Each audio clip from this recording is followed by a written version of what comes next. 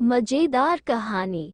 एक ही थैली के चट्टे बट्टे लगभग सभी अनुपम को एक स्मार्ट बच्चा मानते थे। वह था भी पढ़ाई में होशियार, खेलों में बेहतर और हाजिर जवाब। सिर्फ मम्मी पापा और छोटी बहन कुमकुम को ही यह रहस्य मालूम था कि रात होते ही उसकी पम बज जाती है।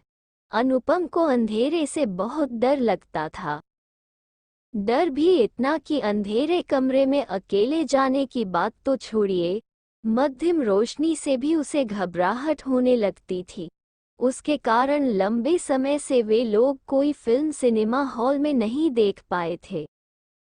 मम्मी पापा के बेडरूम और कुमकुम के कमरे के बीच अनुपम का सुंदर हवादार कमरा था। फिर भी रात को सोने के लिए वह कुमकुम के कमरे में घुस आता था। कुमकुम को भैया से बड़ी चिढ़ छूटती, क्योंकि अनुपम सारी रात एक बड़ा सा बल्ब नाइट लैंप की तरह जलाए रखता। स्नेह सम्मेलन का मौसम था। वातावरण में मौज मजे की खुनक थी। पढ़ाई पर जोर कम था।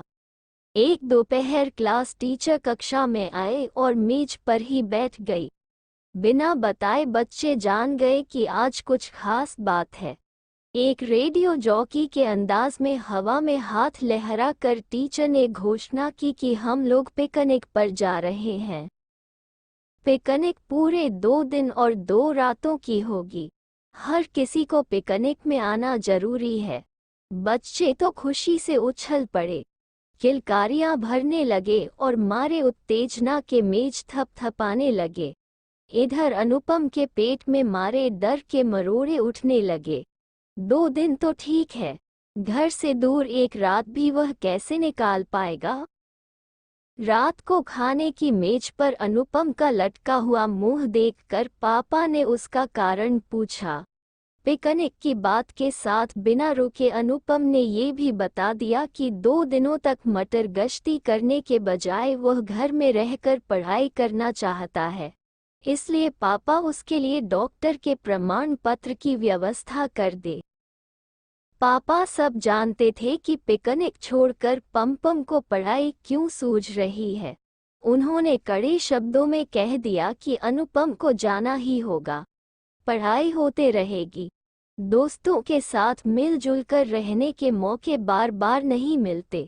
पिकनिक पर जाओगे तो 2 बातें सीखकर ही आओगे। अब तो दिन के उजाले में भी खाने खेलने से अनुपम का मन उचट गया। जंगल के अंधेरे में जो होगा सो होगा।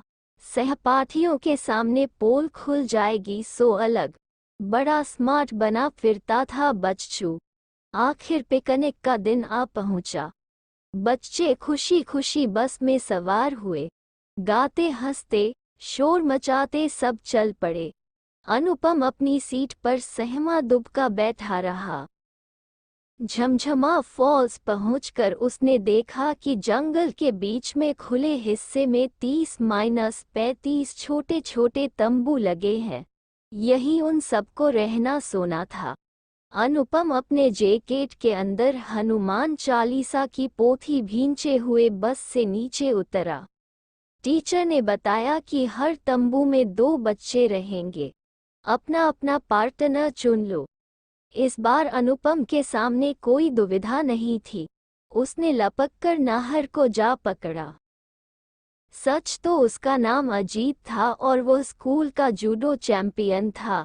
दोस्तों ने उसका नाम अजीत उर्फ लान रख छोड़ा था। हिंदी के शिक्षक ने उसका नाम बदलकर नाहर कर दिया था।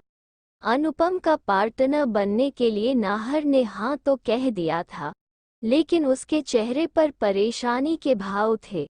अनुपम खुश था कि जूडो चैंपियन के साथ रहते अंधेरे से निकलकर कोई उसका बिगाड़ नहीं सकता था। रात ठंडी थी। खाना खाने के बाद दोस्तों की हंसी ठिठोली में शामिल हुए बिना ही अनुपम और नाहर बिस्तर में आ दुबके। कंदील बुझाए बगैर ही दोनों ने अपने अपने स्लीपिंग बैग की झिप चढ़ा ली। अनुपम इंतजार करता रहा कि नाहर अब रोशनी बंद करेगा, तब रोशनी बंद करेगा। तभी एक खरखरी फुसफुसाहट से अनुपम चौंक उठा। फिर उसे ध्यान में आया कि नाहर उससे कुछ पूछ रहा है। क्या तुम्हें अंधेरे से डर लगता है? अनुपम को अपना भेद खुलता लगा। अरे, यह क्या देख रहा था वह? नाहर खुद थर थर कांप रहा था। नाहर ने बताया कि उसे अंधेरे से बहुत डर लगता है। और एक आश्चर्य की बात हुई, अनुपम ने खुद को ये कहते सुना कि अंधेरे से क्या डरना। अब वो स्लीपिंग बैग परे हटाकर उठ बैठा। ये तो अद्भुत था।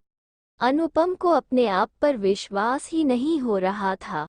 उसने नाहर को थपथपाकर कहा कि दोस्त, तुम तो एकदम पोंगे निकले। डरो मत, मैं तुम्हारे साथ हूँ। तुम मेरा हाथ थाम लो और बेफिक्र होकर सो जाओ।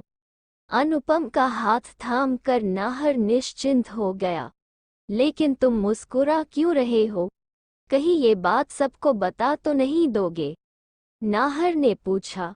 तुम्हारी यह हालत देखकर मुझे ऐसा ही एक पगला लड़का याद आ गया, अनुपम ने दूर अंधेरे में ताकते हुए कहा। लेकिन वो पुरानी बात है। अगर आपको ये लेख अच्छा लगा हो तो इसे शेयर जरूर करें व इसी तरह के अन्य लेख पढ़ने के लिए जुड़ी रहें।